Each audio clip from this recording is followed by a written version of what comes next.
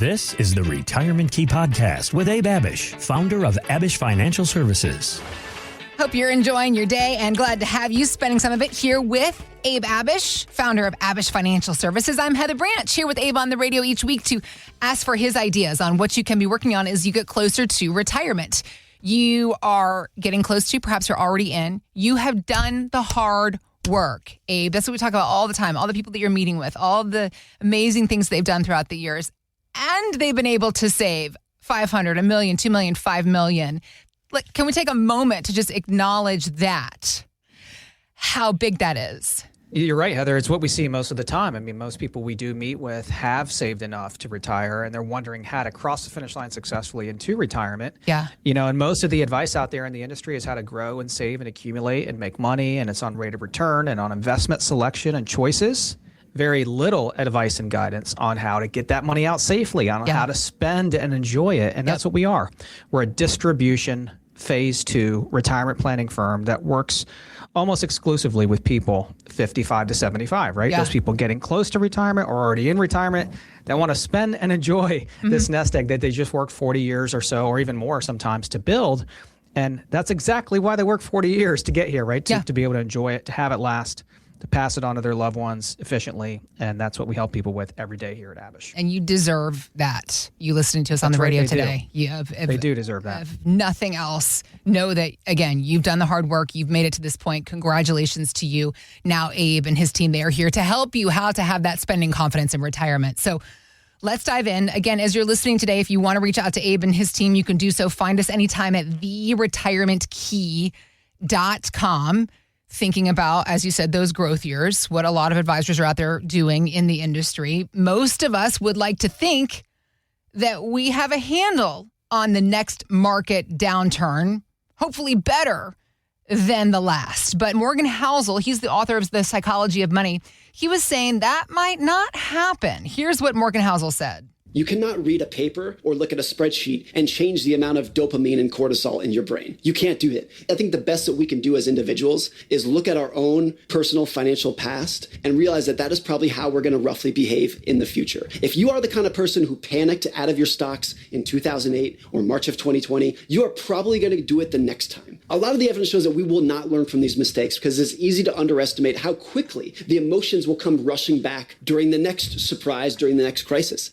So basically he's saying that we cannot logic our way into better behavior, especially when things get scary, especially when it comes to our life savings in retirement, Abe. So how should someone then think about their risk tolerance as they get closer to and into retirement? Yeah, great question. Well, naturally, you want to start thinking about how can we protect and preserve our hard-earned life savings, our nest egg that we just worked 30 to 50 years to build, right? And now we want to enjoy it and we want to pass it on efficiently. Well, from the article, a couple key points I thought here. Number one, behavior matters more than what you know. Research shows that investor behavior, not just market performance, plays a major role in long-term results. Emotional decisions and poor timing can reduce returns even when someone understands the fundamentals. We see it all the time, not just when markets are volatile, but when markets are good too. People want to hold on to their Apple or Nvidia or whatever they have that's done really, really well, and they get kind of tied to it and married to it, right? Emotions, number two, can override the plan. Fear, overconfidence, and herd mentality often drive decisions during market swings.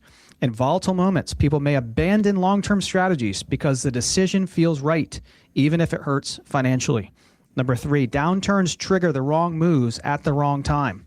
As markets fall, investor emotions can shift quickly from confidence to fear and even panic. That's often when people sell, and that's most of the time when they shouldn't be selling, right? Right. After losses have already happened, locking in damage instead of staying positioned for recovery.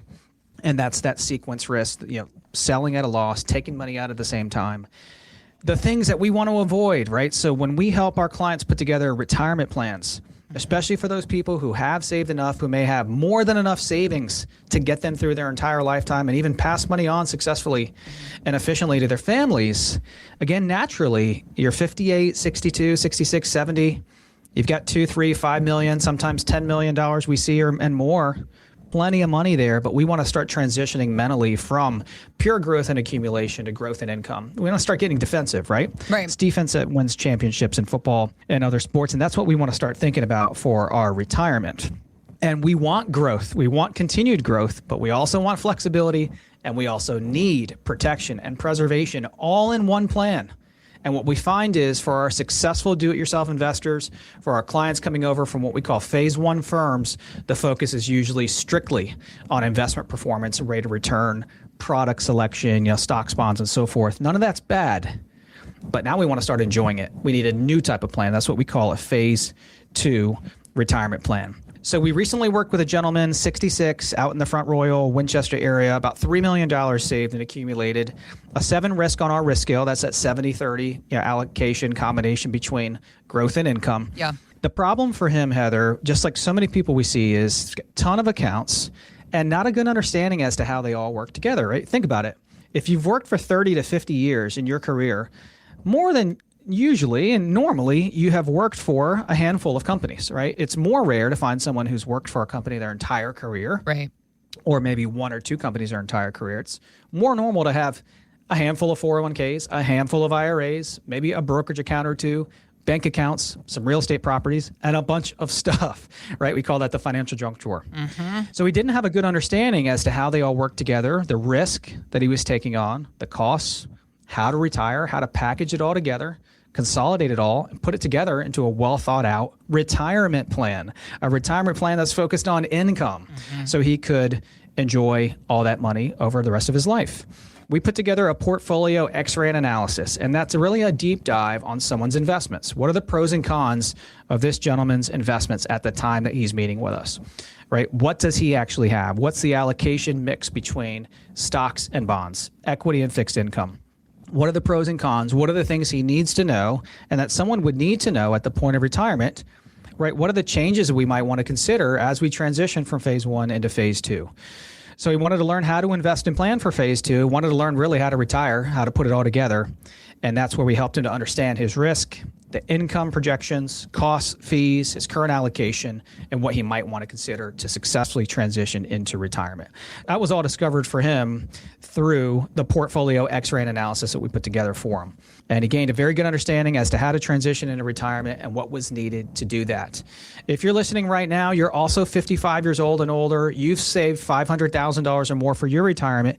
You say, Abe, that sounds a lot like me. I'm in my mid-60s as well.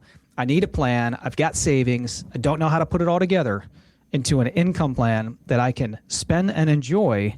Well, you want to first learn how to do that through a portfolio X-ray analysis. So we want to offer that to you complimentary.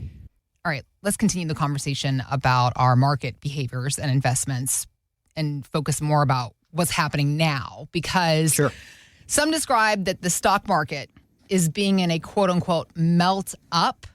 So that's when stocks keep climbing, fueled by investor FOMO.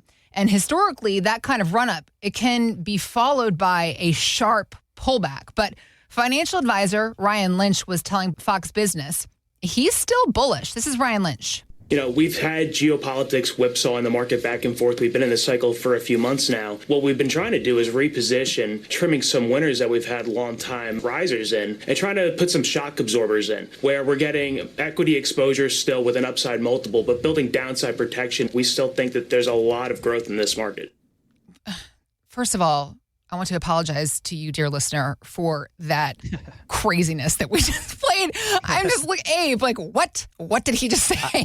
I took away one key phrase there out of that segment, and it was build in downside protection. Okay. And if you're listening right now and you have not done that, you're 55 and older, you're getting close to retirement, you're already there and you haven't done that, you're still riding out your phase one plan. You are 80 to 100% equities. Yeah. I would highly encourage you building in some type of downside protection because most people need that at the point of retirement. And that's my takeaway from that segment. There was a lot there. But yes, we're regarding the markets right now, I would say right now, as is most of the case in times, we're cautiously optimistic. And I think the markets actually still do have some room to run. I think this bull has room to run. Look at the investments into artificial intelligence and these companies just dumping huge monies into AI. And so that's kind of what's leading the market right now. And I think it will continue to do so in the short term, but we have to be aware. And that's right. As the markets run up fast, they can quickly take a step back. And we have to have a plan that captures both potential upside, and protects us on the down as well. Okay. We just recently met with a couple out of Loudoun County, and they've got a home on Smith Mountain Lake, and they go back and forth between the two. Yep. And lots of our clients enjoy the lake life and the beach life as well, and have multiple properties where they can get away and do that. And so this couple, both former government employees, about $4 million saved in their TSPs predominantly. 6 risk on our scale, a 60-40 mix between growth and income safety. And their main concern was about the current stock market, the current economy, how to really use the TSPs. Again, 401ks, TSPs can be great accumulation vehicles. Right. Where we can stuff a lot of money in there, Heather, get the matching contributions from our employer. Yeah. But they're typically terrible distribution vehicles. They're meant to help people and Americans save. And then at that, I would say, they can be really bad when it comes to taxes, because most of the time, every dollar that comes out of those types of plans, unless they're in the Roth portion of a plan, are going to come out totally taxed at ordinary income. And so this couple was concerned about the current stock market, current economy, wondering how to really package the TSPs together, and kind of using the CS&I funds in the TSPs, and then the G for their safety. Well, we built in protection for them. We helped them reduce risk, which helped to create more stability, which is really what you want in retirement. That is key, is stable returns, stability of returns, performance, and income. Right. If you're just living and dying by the market, and the markets are up 20 or 30%, you're going to do great in those years, and you're also going to do pretty bad if you are down 20 to 30% and reliant totally on the stock market for income and retirement. So stability is key. That was done through tactical management, G fund alternatives. There's pros and cons of everything. And that was all put together via a where do I stand plan. Where do you stand today? What are the strengths and weaknesses of everything you've done in your career to put together a retirement plan, right? Yeah. And you don't know what you don't know. We have so many people come in and say that. Some of the smartest people here too that really have done a great job of saving and investing, and really diligent, disciplined workers throughout their career, but they just don't know what they don't know. And so if that is you, and you also want to put together a comprehensive retirement plan, if you're 55 years old and older, you save $500,000 or more for your retirement, we want to offer you the same Where Do I Stand plan, complimentary. If you're getting close to retirement, perhaps you already know a friend, a relative, or a neighbor who's retired, and they seem to be doing great. But we're all civilized people. Don't talk about money. However, you're wondering how it is that they're doing so well. There was an article, Abe, on GoBankingRates.com talking about how successful retirees probably did 4 things. And those are: they saved aggressively, they focused on income streams, they thought out their risk level, and they planned for unexpected expenses. So what do you think of this list? Is there anything you would add to it? Do you agree? What are your thoughts? I mean, I think it's great. And you've probably heard this before, and our listeners probably have as well. But some people say that people spend more time planning out their vacations than planning for their retirement. Yeah. But it is the well thought out, disciplined, prudent investors over 30, 40, 50 years that come in and meet with us that have as much as possible thought out and planned for that typically do the best, right? One thing I would add to this list, Heather, I think it's great. The savings, the income focus, the risk focus, emergency funds is planning for taxes. Got it. And I believe one of the biggest myths of retirement planning is that when we retire, we're going to be in a lower tax bracket. And so many people heard that when they started off their careers and through their careers. Oh, Heather, just max out your 401k and TSP, because when you retire, you're going to have less income, which means lower taxes.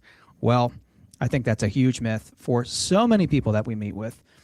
And especially for those people with pensions and then, $2, $3, $4, $5 million sitting on top of it with massive RMDs in the future. And someone could easily have more income and more tax in retirement. And so people that are focused on reducing, tax as much as possible on their income, on their assets, is really, really important. We've seen a real big uptick, because that can be one of the biggest risks that can really mess up a great savings plan.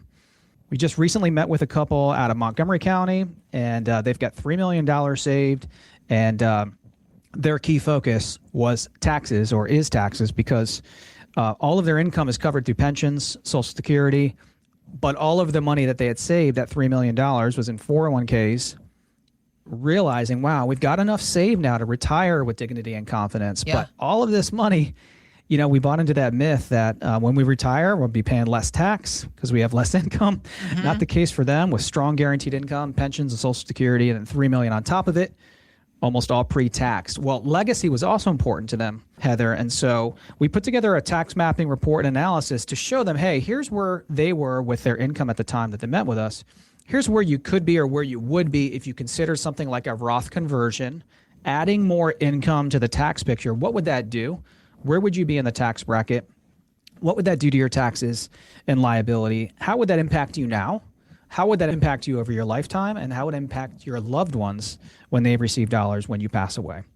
So they learned how to shift and move monies to be accessed while they're alive more efficiently and when they pass on more efficiently. If you're listening right now and you say, you know what, that seems like that's the missing piece in my accumulation plan, Abe, is a tax plan. Well, we want you to have one. We would like to put together the same reporting that we did for this couple in Montgomery County, that tax mapping report and analysis. A CPA or an accountant is more than likely going to help you do your taxes for that year, but they're typically not going to do projections for 10, 15 years out and what taxes will look like on your nest egg. We want to run those projections for you and show you if something like a Roth conversion could make sense for you. If you're 55 years old and older, you've saved $500,000 or more for your retirement, we want to offer you the same tax mapping report and analysis, complimentary. Abe and his team, they are here to help you do that. So it's theretirementkey.com to start the conversation, or you can just click on the links we've got posted in the show notes.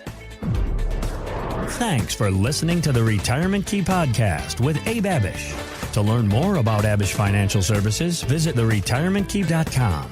And join Abe for his radio show, The Retirement Key, Saturdays at 8 a.m. and 2 p.m. and Sundays at 8 a.m., 2 p.m., and 5 p.m.